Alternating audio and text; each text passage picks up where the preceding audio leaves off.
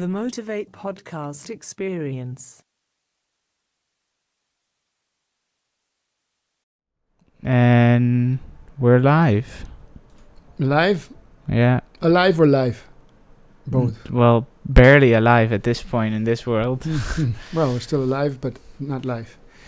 Living. Yeah, go ahead. Well, a lot of things going on. A lot of things going on, yeah. So this is my first podcast with you, right? Yeah. So, no, there's so much going on lately, it's ridiculous, really. I haven't been making any videos for a while because, you kind of have to observe things. I see a lot of people thinking right away, saying things, making videos, having all kinds of opinions about everything, and it just makes you crazy because this world is one big chaos. And that's exactly how they want it. You see, the idea about causing chaos is that you can restructure society, restructure somebody's mind. It's basically like trauma-based. It's MK Ultra type psychology. So what they're doing is bamboozling everybody, making everybody crazy, throwing this to you, opposites. One moment you think, okay, this is where it's going, then it's not going that way. You think, okay, this whole, the V thing. Huh? I don't even want to use the word, this whole 19V thing, And then everybody thinks they're going to get sick from it. And then the next thing you think, oh, well, the lockdown's going to come off. And then the next moment they're like, oh, the lockdown's going to be till to September or 2021. And they keep extending it by a month until you don't even know when you're allowed out of your house. Some states and some countries even are talking already about, not just a month, but they're talking, we're going to be locked down until the end of the year or whatever. So, and then this, these white hats coming in. There's these, children being saved from these underground tunnels. There's all kinds of things. The deep state's finally being overthrown, right? Finally, it's going to be overthrown. We've been in this sick, psychopathic society for so long where we're basically an enslaved society. And people think, oh, we're going to be safe. But the next moment, you're like, why is he saying this? Why is Trump saying that? Why is this one doing this? It's like if they were really saving us or really liberating the planet from this grasp that this corrupt, manipulative, you could say maybe Zionistic or Hickshaw or whatever you want to call it. It's basically a satanistic cult that has been controlling the planet for so long, if it is even human, right? Because really, when you come down to it, we'll probably come to that later, is are we even controlled by humans or society or governments or any of this stuff? But really, the way they get to people and the way they can restructure people is this whole order out of chaos things, right? If you create order, you create chaos, and then you do the problem, the Hegelian dialect, right, which is problem, reaction, solution. In other words, if we cause enough chaos, then we say, oh, well, you want to be safe from this chaos? You want to get out of this chaos? You know what we do? We'll give you this solution, So they create the problem themselves. Then they say, this is the reaction. Everybody's freaking out. I'm losing my businesses and nobody can travel anymore. The whole world's changing, blah, blah, blah, right? And then they're like, oh, you know what? I got the solution. We're going to vaccinate you. We're going to, all these 1984, situations where you're like, oh my God, this is total tyranny, right? And the people are like begging for it. Oh my God, please, yes, give me the vaccine. Shoot me straight up here. Can I have 5 of them at the same time? Maybe put some extra mercury in there or some extra DNA modifying crap, so they can restructure your DNA forever with these RNA-seq resequencing vaccines or something. You like, think for a freaking moment, but people can't think anymore, obviously. So it's quite disparaging, chaotic, and then from that they want to create this. Even the people that I've been talking to that are generally awake, of course the more awake people do know, but there's these people that are generally awake compared to the sleeping sheeple that are really pathetically believe everything they hear on the mainstream media and all that. Some of them say, I'm just going to give up. I don't know anymore what's going on. Exactly, that's what they want, right? They want you right there where you're so bamboozled. Basically, it is cognitive dissonance. It's a form of cognitive dissonance where you want to have somebody in a place where they can't make sense of anymore, and then the mind gets so exhausted that they just give up. Yeah, they give up. They have to give up because the mind it can't multitask at that level. How in the hypnosis they do the same thing? How we saw these various hypnotic experts, and these inductions, like the quick induction, the street induction, or the instant induction, right? And you basically, the hypnotist holds somebody's hand longer than usual, and that already throws somebody off, right? Because you're holding his hand, and he's like, when is he letting go? And that's what the conscious mind is focusing on the fact that you're still holding on to his hand, and then he goes, "Chop," and he says, "Sleep," and the subconscious mind takes over because the which is also the same with the little clock while they're speaking to you, and you have to focus on these two things, and then and the conscious mind can't do it, so the subconscious has to take over, which can do thousands of things at the same time, and boom, somebody's in hypnosis, right? So if you get somebody so chaotic in the world that he can't get a grip, I mean, is there a civil war coming? Is Trump really gonna come out and with his white hats and his, whatever they call these alliances and all that to finally liberate the people from the grasp, the chokehold that's been on him? Or is he part of it? He's at one point he's praying to the wall and with a little hat on at the Wailing Wall, and he says, Israel is going to be our greatest ally, and we're going to support him all the way. And then the next moment he's saying he's going to liberate the world from the deep state, as though these things are separate from each other and they're not at least overlapping.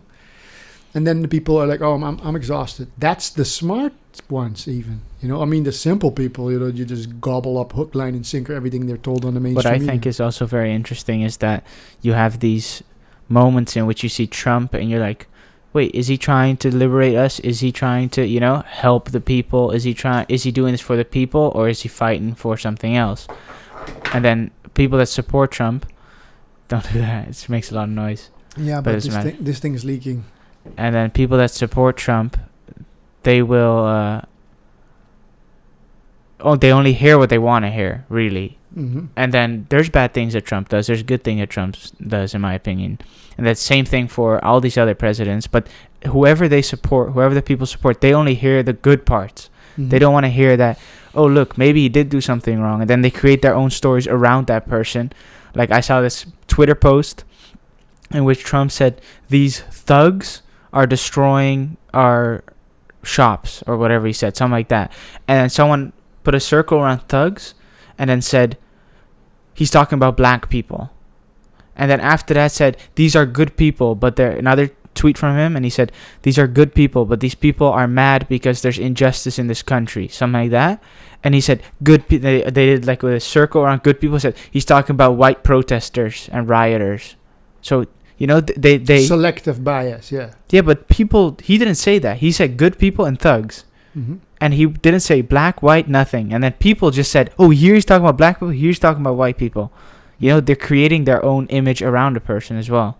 Yeah, of course. So people are generally so dumbed down to the level that they're been spoon-fed this fake reality that's been given to them from birth. Including all the stupid Hollywood crap, including all the in the earlier years, some of this Disney World crap, with all these Freemason stuff, and then they're raised in these dialectics, basically in these usually left-right paradigms. It has to be a winner or loser. All of the games are the same thing, basketball and all these things, and every single game is about losers and winners, the good guys, the bad guys, the white one, the black one. It's all this simplistic, dualistic stuff, when really the real, let's say, enemy hides within of most of us. Really, it's the ego, obviously, manifesting outside in these forms that we're talking about. So people do build on the skeleton of some basically a very wrong paradigm to begin with. And then they build their own paradigm on top of that, and selecting little bits and pieces and dressing up the mannequin the way they see it. And then they want to turn a blind eye because they want to have this thing called hope, which is horribly dangerous to have, that you want to have a hero. And that, by the way, is a very big psychological thing to begin with.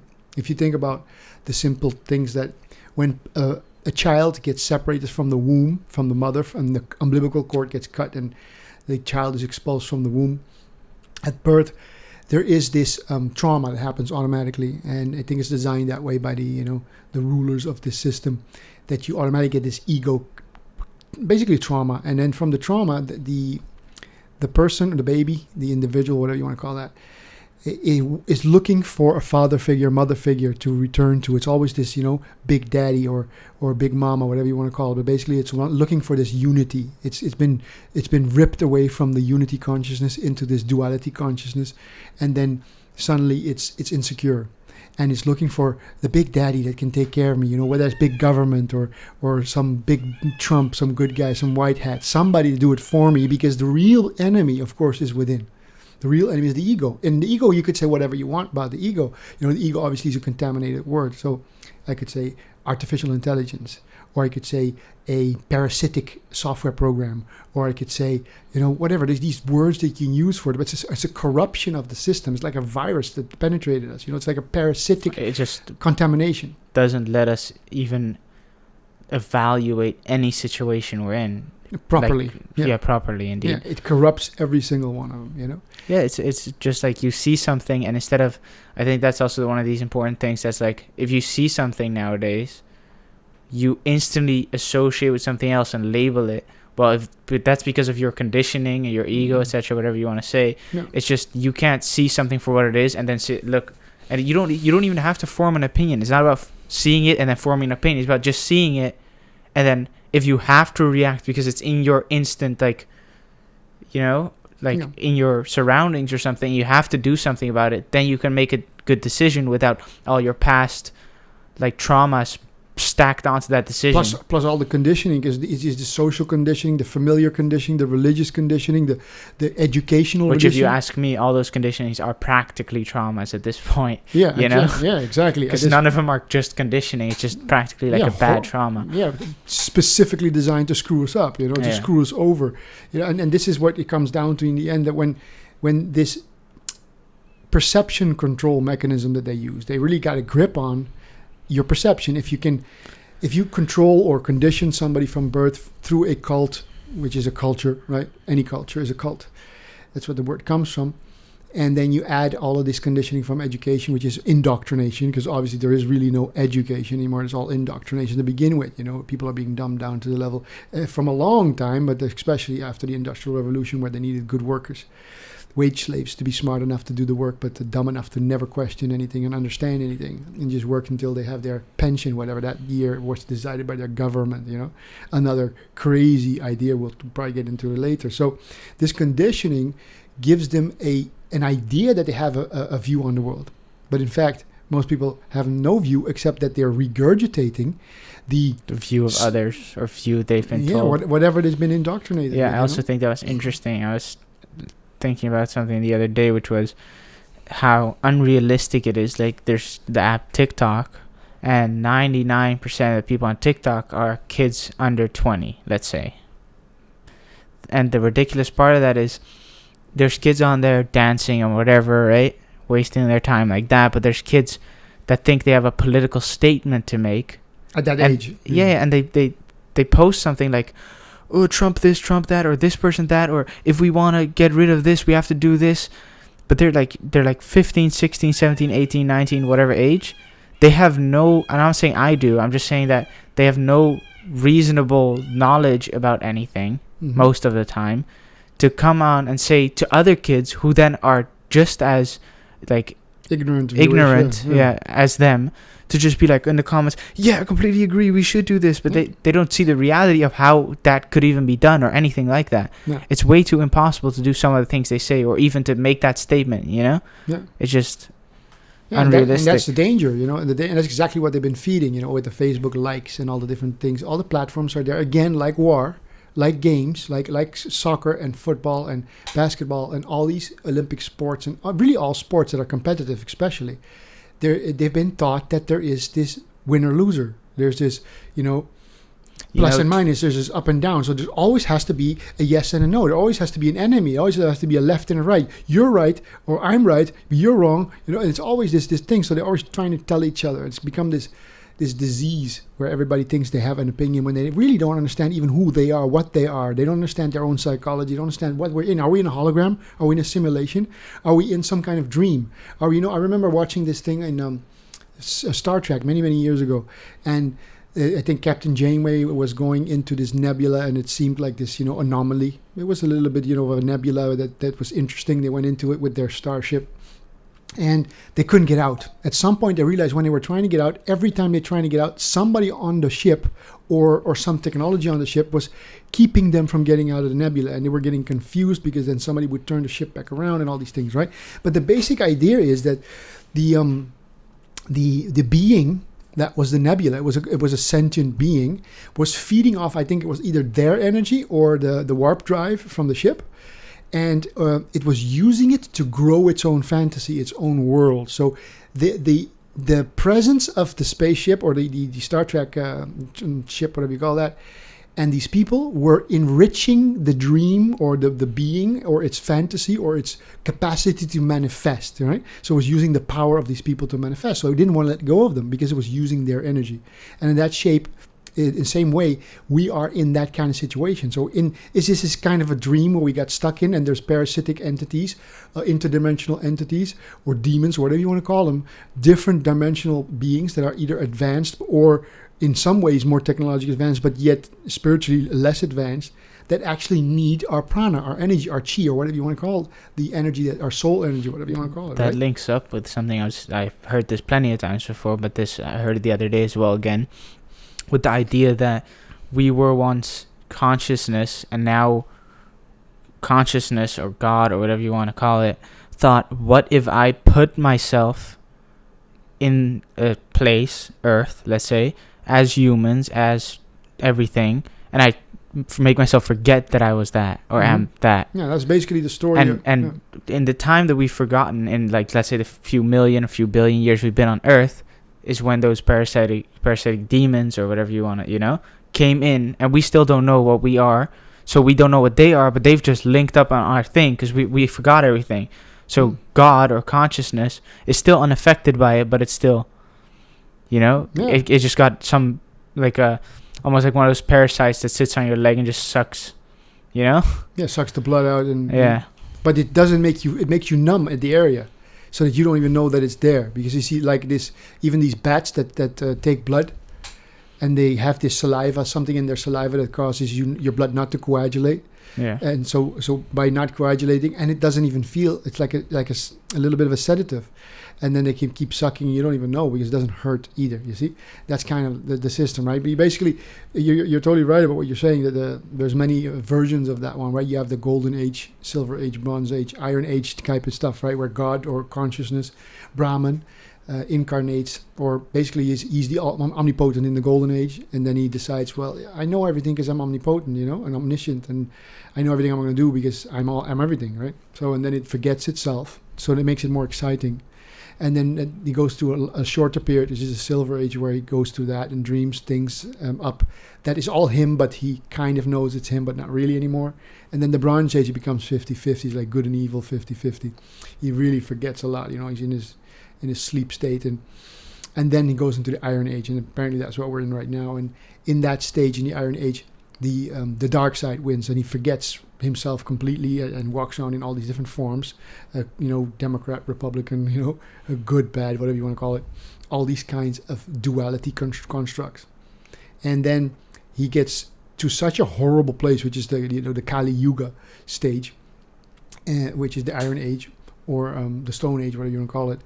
And he gets into this state where it's so horrible that he wakes up with a shocking nightmare situation, and then realizes it was all him dreaming it up.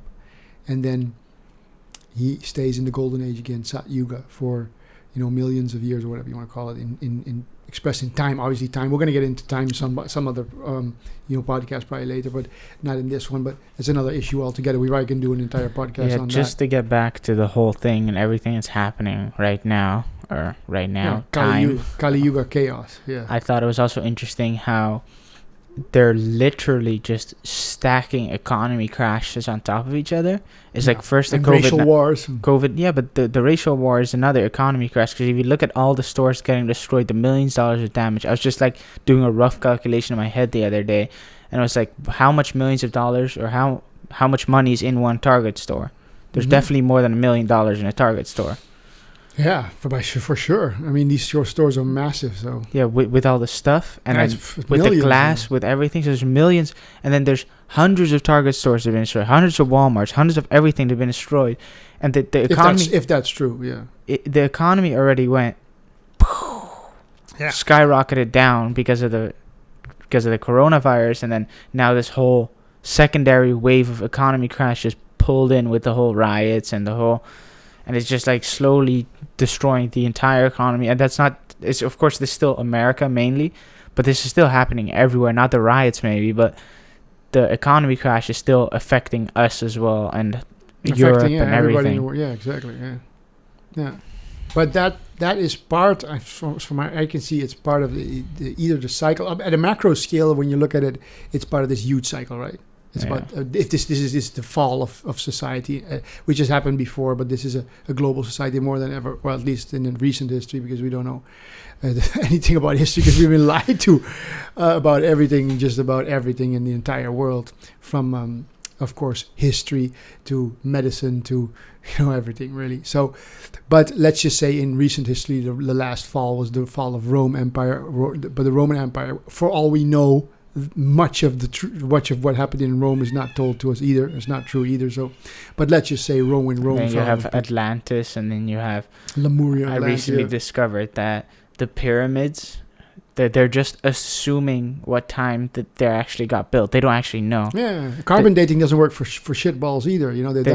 They dug the Sphinx up, like one of the pharaohs of Egypt dug the Sphinx up because like he had this myth that if he dug up the Sphinx, he would become pharaoh, and that actually happened. But they didn't know when the Sphinx even got built. That's why they built this fake head on top of this large body with the two bug paws on the front. It's totally out of proportion. And then there's new pyramids that got found everywhere. So it's like, okay, but when were they built? Yeah, well, we can carbon date it, and it says around this time. Still not accurate. It's still like a 2,000-year period in fact, carbon dating is completely off. I mean, I don't think carbon dating says anything. If I've seen some of the documentaries on people who know about the carbon dating, and there's like millions of years between. Even if you do something that's 1,000 years old, it could be off by literally a million years. It's ridiculous. There's something that completely doesn't match up there. Yeah. And that's with everything, that's how they do it. So, but the economy crash and all these kinds of things, they're in effect. They're obviously being staged, or at least it's being instigated. It's being fueled. You see all these riots and all. And I saw a video today of a guy driving through Fifth Avenue in New York, and you saw all these shops boarded off. He was saying they all got smashed, and it didn't look like that. It seemed like it was preventative.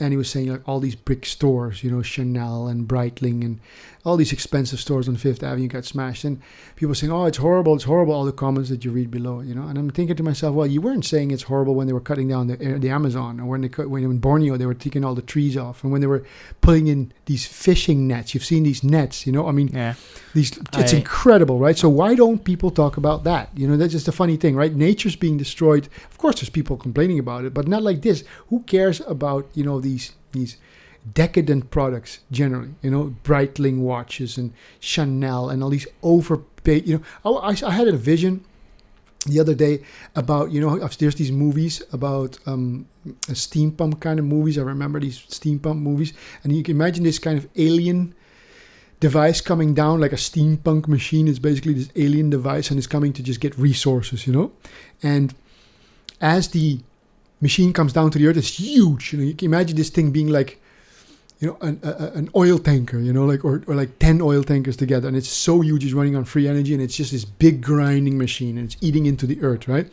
And as it's eating to the earth, it's going into this feeder that goes into the body of the machine, and all the elements that are in the soil, that are in the earth, as it grinds away through nature, just eating the planet up literally, get separated by this advanced technology into the different metals and whatever can be used for resources. And basically that's what we're at anyway. I heard that Amazon is from, I don't know the exact figures, but they said something like made $50 billion during the crash, or during this whole CV19 virus thing, right? And so of course everybody was locked down, so they started to order online. $50 billion Amazon apparently. I don't know whether it was a turnover or profit, I'm not sure, but this is like that machine, you see? It's this huge machine. It's grinding everything, the fish, the rivers, everything. And it's spewing out these useless consumer products at the back. Little plastic bike coming out of the back, and stupid cars, and all these decadent Breitling watches, and the Chanel bags, and the, the Victoria's Secret shit that everybody has too much of anyway, right? All the garbage that they're filling up their closets up with, like piling out like shit coming out everywhere, right? And this is this thing, how can you have a situation where a guy like Jeff Bezos or whatever his name is, or even Amazon as a corporation, right? A dead thing, right? A corpse. And as a corpse corpse is eating up, like this machine, spewing out this conveyor belts of garbage out of the back, and is making billions of the fake fiat money, right? This fake shit money that doesn't even exist, right? This fantasy stuff, Fake, right? Robert Kiyosaki, there. Yeah, good book, right? And so the question is this: how in God's name, right? Whatever God might be, because I think the gods that most people adore on this planet are false gods anyway to begin with, but it's just another story altogether. It's a nice concept. Yeah, so but in the name of freaking something that's true, right? In the name of truth, how is it that a man who farms organically, beautiful, healthy, pesticide-free, herbicide-free, organic vegetables, he's probably holding these, ancient heirloom seeds that are from, times long gone. The guy puts a lot of effort in it. He's busy on a daily basis. He's not poisoning the rivers doing it. He's trying to keep all the balances with permaculture principles and sustainability principles going. Biointensive gardening, all these kinds of things with rebuilding the microbes in the soil. And the guy makes, like $2,000 a month. He makes, let's say, $30,000 a year. Maximum. Yeah, a year. And that's expressed again in the fake fiat money, right?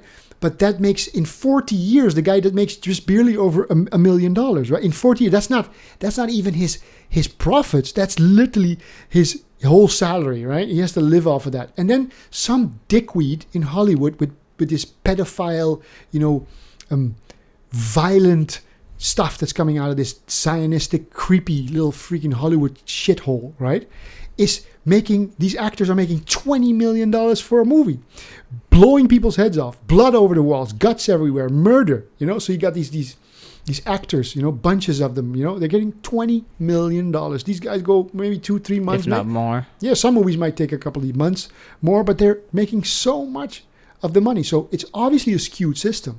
How can it be that this Jeff Bezos type of Amazon useless consumer society garbage for manufacturing a consumer crap machine that's digging up the earth and spewing out this garbage crap on the back so people can keep consuming is making billions of dollars in just mere months, and the guys who are doing useful stuff, they're not making anything, right? Because the system is corrupted. No, and because there's demand for useless shit, because people are so empty inside and they have no idea what purpose of anything is. So they think, if I buy more plastic pipes for my daughter's going to have a smile on her face because she's a little kid and she doesn't know what she needs or wants in life. So I'm going to buy her that. I'm going to buy myself a new car, and I'm going to buy myself 6 things off Amazon, and then I'm going to be happy for a few days. Yeah, I can't get no satisfaction. But if I farm, then I have to go outside and do something. But on Amazon, I can click 5 buttons and order myself something, and in a day it'll be here. To slave labor somewhere in another country and some destructive on Amazon, poisoned rivers. I can buy myself a little tree, while others have to farm it and plant it in my own soil. Yeah. And this is all part of this whole systematic breakdown of society by taking people's values away. Because I said the other day, well, people don't even want their values. No, they want them. They're happy to throw them off. And I was looking at that the other day saying, how is it in God's name, or again, in truth's name, how is it possible that it's somehow an atrocity or something horrible to go out and be in nature and grow your own healthy food and have this good soil and then eat this great meal and drink some clean water? You're weird if you compost.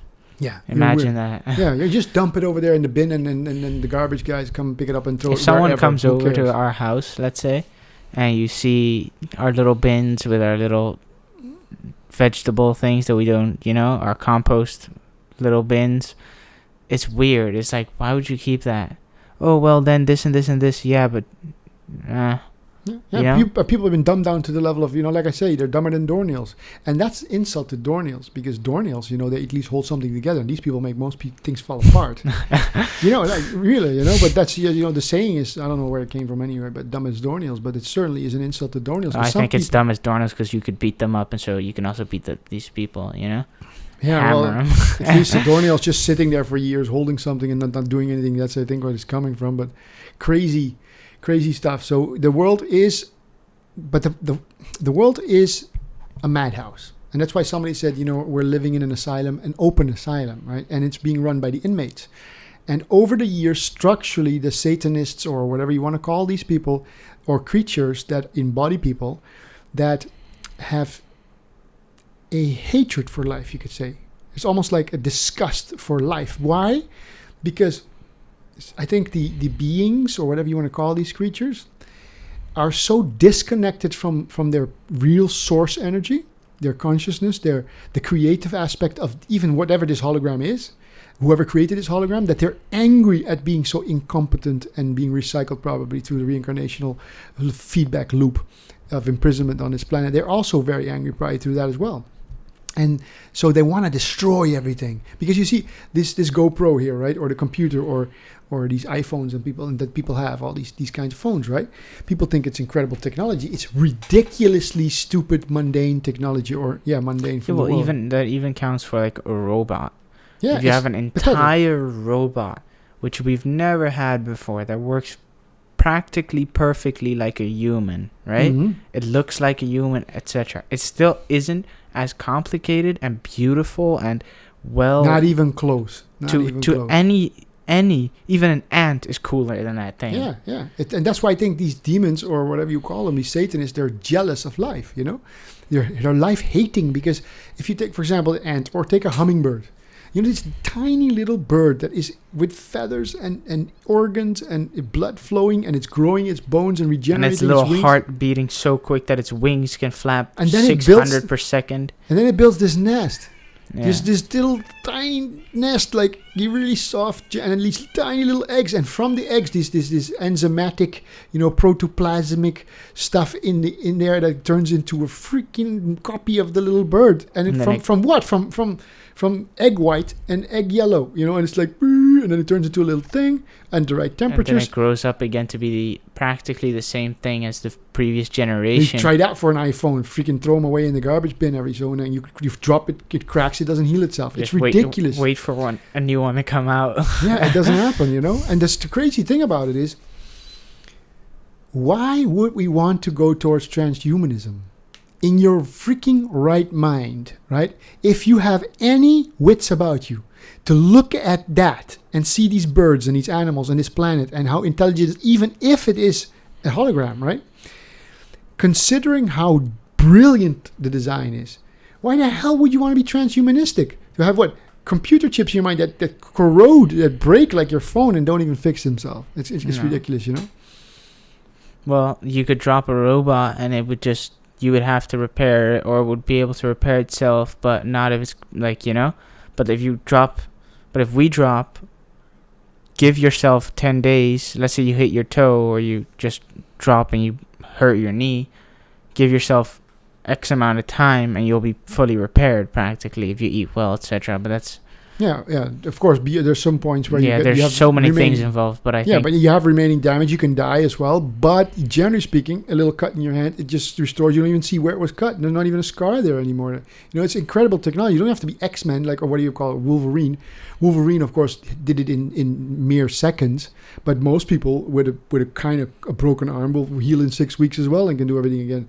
And cuts and scrapes and things go much faster. So we have that technology. The body is the technology, So I don't see why these satanistic freaks would want to take us into a transhumanistic society where we're going to merge with these cyborg type of technologies that put man and machine together, when already, unless you're dumb as fuck, and that you can see that. If you're dumb as fuck, you can't see that. Look, you're looking at a magnificent level of technology that we already have. Why the hell would you want to replace it with something dumb, something stupid that doesn't work? Yeah. But I think the humans have been really dumbed down to the level beyond repair. What I think is the most funny thing is that not only is there, let's say, these Satanists or whatever you want to call them, that literally strive for darkness, so to say. There's also it's like almost as if we're drawn, just automatically pulled to it. I think that's just like the ego is the Satanist almost. Mm-hmm. We're literally building, let's say, an AI, right? We're building an AI that it is inevitable, said by Elon Musk and all these other people that are experts on AI, etc., it is inevitable that they will outgrow us, think we're useless, and kill us. Mm-hmm. Inevitable. Yeah. Unless we can merge with them in one way or another. Yeah. Why would we strive for, why would we even like go there? You know? Why just drop the whole AI thing, but there's still like, we still want to try it.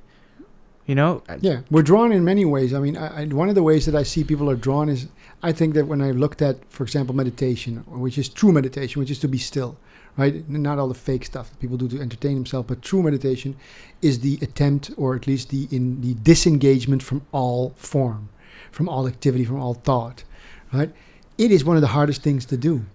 And that's because, as far as I'm concerned, there is not just the ego type of technology out there at maybe even a technological level, whether it's let's say interdimensional, or you could say scalar weaponry, or it's maybe even a spiritual technology, whatever you want to call it. But there's literally generators that are fueling the attention onto existence, onto things, like drawing your attention, right? A child can play a game, these war games, for hours on their things, drinking Red Bulls and all this stuff. You know, these children nowadays that play games for hours and hours a day.